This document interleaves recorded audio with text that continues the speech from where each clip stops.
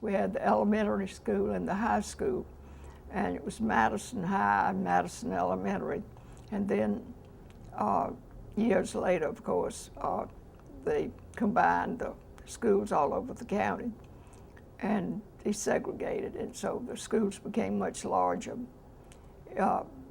Back when I was growing up, the schools were just 11 years, and usually when you went off to college, you were a year younger than most of your classmates who had been 12 years.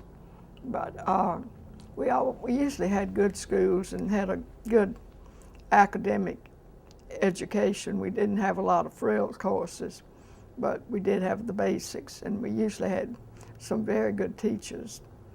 And I know people were proud of their schools and proud of the people who left and went to college and excelled. You could walk home for lunch and probably even had time to take a little siesta and then go back. Some people brought their lunches, and then later on when we were in high school, they did have a lunchroom, which was out back. It later was taken down, but it was a nice little building, and you could get your lunch there. But that was after the school started growing more. Football was king then too. And, we had some good coaches, and Wally Butts, who coached at the university, had lived here, and Bill Hartman.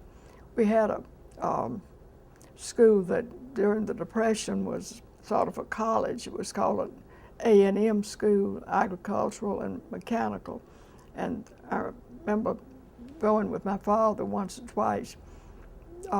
They had a good football team, but Roy Lambert, who you mentioned, was one of our best players when I came along, and it was a big sport. We had basketball, and some people played baseball, but we didn't have a team per se, and we didn't play soccer. I played soccer in college, but we didn't play here. And tennis was a popular game.